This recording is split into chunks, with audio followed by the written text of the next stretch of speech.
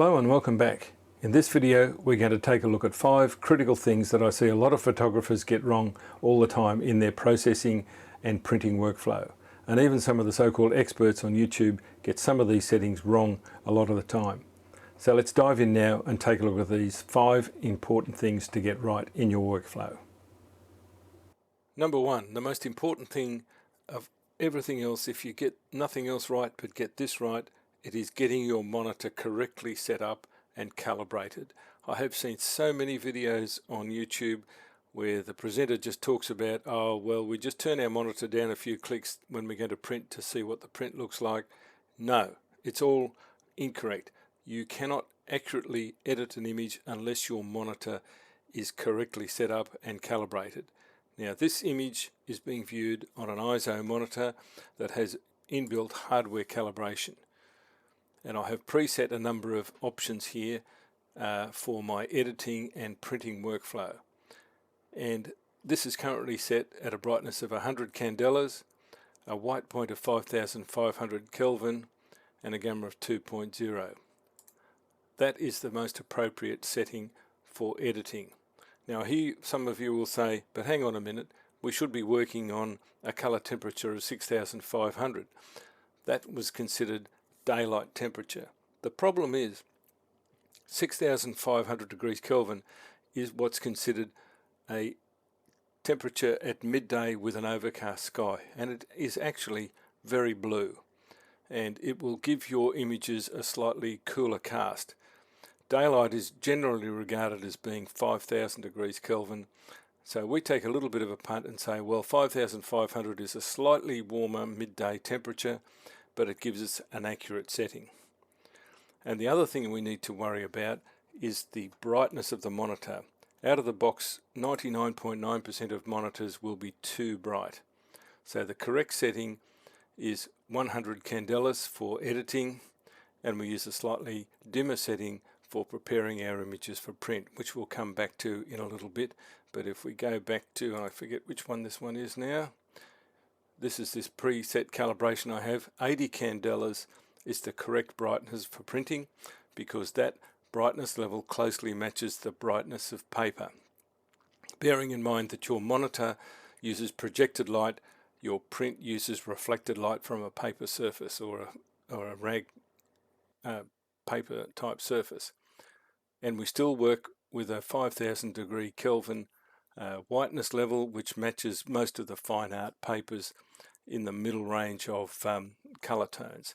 There are a lot of different color tones in papers that you may print on. Some of the warmer tones will be closer to 4000 or maybe 3500 degrees Kelvin, but working with 5000 degrees Kelvin as a standard setting for preparing your images for print will save you a lot of problems. So if we go to our normal calibration and work with that rather than what is recommended, which is 120 candelas and 6500 degrees. Hopefully you'll see the difference on screen here. It is a lot cooler. We'll go back to our standard calibration when I get it right, my custom calibration, 100 candelas, 5500 degrees Kelvin, and that is the correct setting to do your editing from. And that will give you a setting that gives you a close match to daylight and the right brightness level. Out of the box, 99% of monitors are too bright, and that will result in your images being too dark when you go to print them. So if we go back and have a look at our test print, this is one that's provided with a data color spider. You can see that you should be looking at a range of tones from pure white to pure black, and you should be able to see differences in levels between them. If you're working on a very cheap monitor that has a very poor gamut, it will probably not be able to display all of these settings. Now, an ISO monitor is probably the best of the best, but they're quite expensive. But there are other monitors on the market that offer similar range of qualities at a lower cost, such as BenQ and a few of the others that offer a high quality monitor. Don't waste money on buying a cheap monitor. A good quality monitor will last you almost a lifetime and will give you consistent results. And don't forget that you should recalibrate every 6 months at the longest. More often if you use your screen a lot, but certainly as a minimum every 6 months. So number one, work with the correct calibrated and characterized monitor so that what you're looking at is going to give you accurate results. The second thing that we need to be careful about is our editing environment. In other words, the room in which we're editing our photographs. And it needs to be appropriately lit. If it is too bright or too dark, your screen is going to appear too bright. And certainly when you come to evaluate a print against the image on the screen, it is not going to look anywhere near correct. So having a correctly lit working environment is another key to getting things right. And a room with a correct working environment should not have direct sunlight coming into it. It should not be too dark, and it should be away from color casts and other things that are likely to upset the appearance of the image. Normally, room lighting is said to be about 400 lux, and even up to 500 lux would be appropriate for working with your images and working with a screen that's correctly calibrated. The main thing is to avoid color cast. Try and work in a room that has neutral colors, and as I said, not too dark and not too light, somewhere within that 400 to 500 lux. And the easiest way to tell whether your working environment is correct or not is to have a look at when you've made a print and held it up against your screen. The print and the image on screen should look pretty near identical. They're never going to be 100% exactly the same, because ink on paper and light on a screen are two totally different things, but we can get very, very close. And this image shows you the image on screen and the printed version of the image, and they look pretty much the same because the lighting level in the working environment is set at the appropriate level. Number three in our mistakes that I see all the time, and that is not getting the initial editing right in the first place. If we just jump over into Lightroom for a moment and have a look at a raw image as captured from the camera, the first thing you need to do is to get the basics correct before you go any further. And typically for most images there should be a black point and a white point. In this image, for instance, this was taken in a fairly dark conditions. You can see that the whites are just about not clipped, and I have a tiny little bit of clipping in the black points. By then doing my processing and adjusting in Lightroom initially to get these factors right, get the tonal balance, the white balance, and the contrast right, as well as the saturation and so forth, you're on the right footing before you've gone too far. And don't forget this little trick about making this panel on the right hand side, the editing panel where you have all the sliders. By default it's set as a fairly small panel. You can drag this out quite widely to give you a lot more room to make those adjustments. And don't be afraid to go a long way either way with those adjustments. You can't harm the image, but you can get the settings right. And particularly with things like white balance, this image was as captured in the forest in Tasmania, and because there is an excess of really strong greens in the image, the automatic white balance in the camera registered this and shifted the white balance way over into the magentas. So just remember that the correct white balance is what looks right to you, and that obviously doesn't look right, so we would bring that white balance back and we would warm up the tones a little bit, and probably in this instance give a bit more exposure. But what is correct in terms of white balance is what looks right to you, not what the camera says, not what these presets, you can go to say look at daylight, yeah, it's not quite right. Don't worry about those presets, they're only a guide to help you get started. If we go back and adjust it with our correctly calibrated monitor, we can see what we're going to get and we can decide what is correct white balance. And don't be afraid of changing the colors in the image to reflect the mood that you want to portray. This image was captured in a wetland area and I wanted to make this very moody, and so in the final image I really cooled it down and made it into more of a slightly spooky nighttime photograph. So don't be afraid to adjust the color, particularly to suit what you want. And don't worry too much about what is a preset and what is meant to be. A lot of people on YouTube sell you presets for all these fancy colors. They're not really necessary. You can make your own settings and you can adjust the image to suit what you want. And the other important thing in your initial processing, if I go back to the raw file, is to look at any noise reduction. Now in Lightroom, finally, we have a noise reduction capability that actually works. The old noise reduction really was a bit of a failure. All it did was soften the image and did very little else.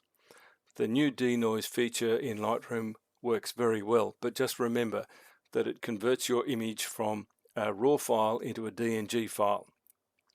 Not that that's a problem, but the DNG file is 3 times the size of your initial raw file. So if space is a problem for you, that could be an issue that you would have to address.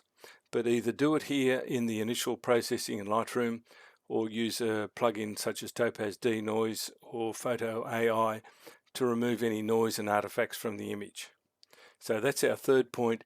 Get the initial processing right in the first place, so that whatever you do from there on in Photoshop, you can start with a really good base to work from and not have to try and correct other problems with the image.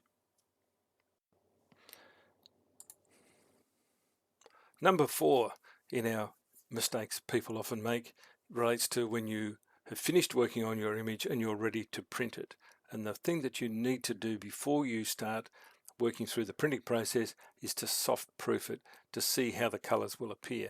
Now this was the raw file that I worked on for this image. Let's go across to the finished Photoshop file, and seeing as we're in Lightroom, we'll have a look at the soft proofing in Lightroom first. And if you're in the develop module and you have the image on screen, you should see a little figure here called soft proofing.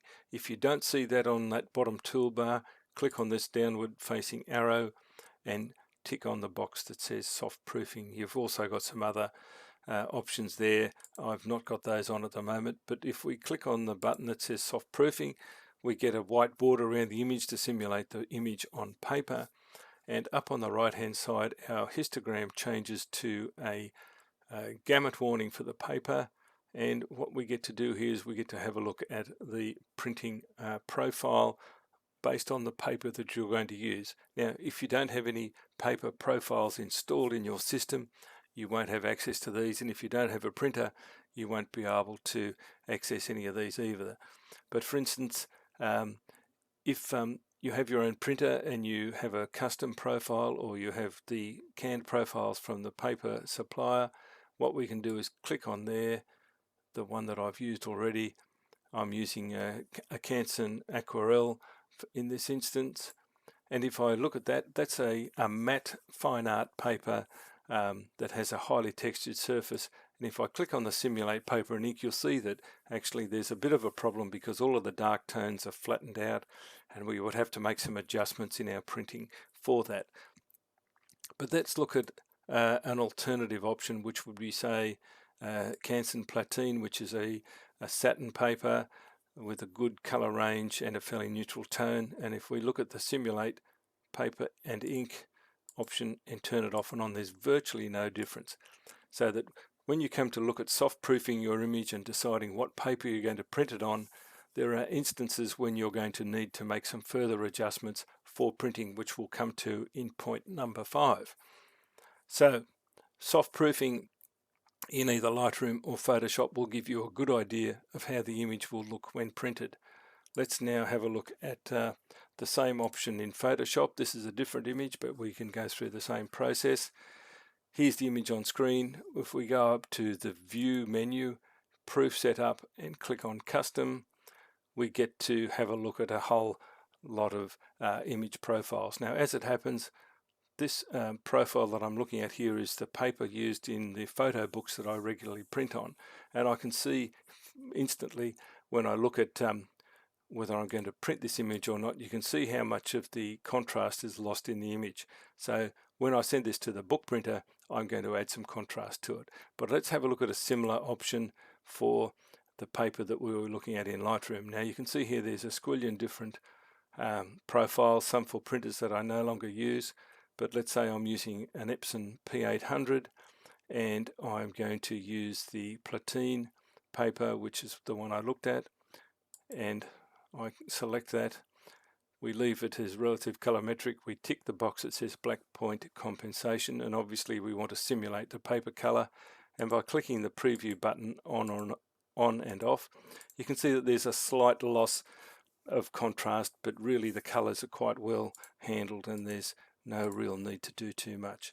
So our point number 4 is soft proof before you go to the printing process, because that will save you a lot of time and tears, because the print may not look the way you expected it to look if you're printing on a range of different papers. And you can do this in either Lightroom or Photoshop. If we just cancel out of that, in Photoshop I have an action set up for adjusting the colors and the contrast for different types of printing surfaces. And if we jump back over to Lightroom and we look at our soft proofing option, here we can make a proof copy and we can make some adjustments to that proof copy before we send it to print. So there are adequate options for you to adjust the look of your image before you send it to print and before you waste time and money on ink and paper. So that's our point number 4. Now, mistake number 5. I see this all the time, and especially with some of the YouTube presenters that talk about printing their images. They use often the wrong settings or the inappropriate settings to get the best out of their image. Now, we've had a look at the soft proofing. One thing to remember when you're soft proofing your image is that the soft proofing cannot simulate the surface of the paper. If you're using a textured paper or a matte paper or a semi-gloss paper, the soft proofing cannot simulate that. So the 5th step that we want to avoid, or we want people to do to avoid problems, is to make a small test print of your image before you go ahead and print the main image. Now here's the full-size image of a cassowary I photographed in the Daintree Forest in northern Queensland. It's a lovely sharp image of the bird, which is one of the most primitive birds on earth and also highly dangerous, so you don't want to get too close to these. But here we have the image, and what I've done is I've taken a small section of that and printed it as an A4 print. Now let's just say, here we are. Here's the image I made, A4 size, and I just cropped down to include the head so that I could do a test print and gauge the qualities of the paper and obviously the print settings. Now, one of the most common things I see that people get wrong is the print settings for outputting your image. And often they say, oh, you print at 300 pixels per inch. Well, if you're using a Canon printer, that's the correct print settings. But if you're using an Epson printer, that's definitely the wrong print settings. So getting the print settings right will make a difference to your image. And if you've gone all the way through processing your image, trying to retain the quality, the sharpness, the detail, the color, and then you throw away all of that by not using the appropriate print settings, your image isn't going to be as good as it could be. So basically, the options that you need to follow to print your images, and these are covered in my fairly detailed couple of YouTube videos on printing your image, but just to summarize that, you need to size the image firstly to the output size that you want, whether you work in millimeters or inches. And secondly, you need to convert that image to the number of pixels per inch that are required by your printer. And as I said, if you're printing to an Epson printer, you want to size it to the finished image size and at 360 pixels per inch. If you're using a Canon printer, it needs to be 300 pixels per inch. And there are some other things we need to do to the image. We need to apply some output sharpening, because the process of applying ink dots on paper generally softens your image slightly. So we do some output sharpening, which is covered in my other video. And also, if we're going to be using a matte surface paper or a textured paper, we may need to add some contrast, maybe some saturation, and certainly to darken the blacks to compensate for that softening of the blacks that we saw in the soft proofing. And does this make a difference? Well, let's have a look. I printed out this image with the correct print settings and the output sharpening as one option, and then I printed the same image again without the output sharpening and at 300 pixels per inch, which is the wrong setting for the Epson printer. So let's have a look at these and see how they look. Now, here's the I've taken a photograph of this because you can't really see the differences if I hold this up under the camera. So I photographed it and I'll put it on screen, and here is the photograph of part of the actual print, and I've done the same thing with the 300 pixels per inch print. Now if I close all the other images and we can look at these side by side, we'll have a look and see what the differences are. Let's just make sure that's the test print that I actually printed. So if we look at these two and we look at them, arrange, tile vertically, that's the one we want, we can have a look at the two images side by side. Now, because of the 300 pixels per inch versus the 360 pixels per inch, there is a little bit of slight difference in the magnification, but if we zoom in on this one to 50%, well, that's pretty tight. Let's have a look at this one at the same magnification. You'll see that the image that's printed at the incorrect settings, which is this one, the fine detail has been lost. All of these fine hairs or feathers, if you like, on the bird's head are now merging into one, whereas with the correct print settings and the output sharpening, you can see quite clearly that these are all still highly detailed and quite clearly distinct. And here's the proof in the pudding.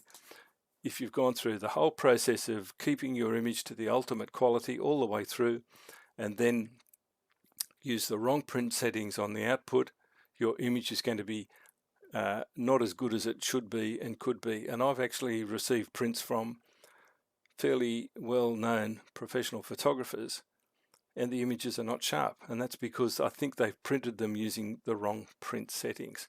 So let's just zoom back out and have a look at another area on this one, on the tip of the beak. See if we can get the similar magnification. You can see here quite clearly all of the fine detail on the beak, bearing in mind that this is a photograph of the ink on the paper, not the image on screen. You can quite clearly see how much detail has been retained in this one that's been correctly printed, and compared to this one that has been incorrectly printed, it's just generally soft. And the same thing goes for the top of the cask on the bird's head. You can see here quite distinctly all of that fine detail is retained, and here it's all sort of blurred together into a bit of a mush. So our fifth point is, when you're going to print, make sure that you have all of the correct print settings in place, otherwise your image is going to look less than perfect. So just to summarize what we've looked at tonight in this video, firstly, let's go back to Lightroom. And the first and most important thing we need to do is to make sure our monitor is correctly calibrated and we have the correct color settings applied so that we can either edit our images or prepare them for printing. If you don't get that basic thing right, you're never going to get an accurate reproduction of your image when printed. And also, it's just not going to look right when other people look at it on other devices. The second thing is to get that basic work environment set up correctly so that you're not working in a too bright or too dark area, and you're not working under a color cast. Our eyes are very good at adjusting for color casts, but when you're looking at a print and a screen, it's going to be obvious if there's a difference in the lighting. Our third point is getting the processing correct in the first instance, and if you spend a little more time getting those basic settings right in the image processing, you will save yourself a lot of time later on trying to make adjustments in Photoshop or trying to resolve problems. Get those things right and the rest of your workflow will proceed smoothly. And fourthly, using that soft proofing option helps immensely in preparing your image for print and evaluating how to print your image on different types of paper, and of course finally getting those print settings right, which is a thing I see all the time. People just don't get those right, and their images are not as good as they could be or should be. So I hope all of that has been interesting. I look forward to seeing you again soon with another video on some other aspects of working with photographs. Thank you very much, and we'll see you soon.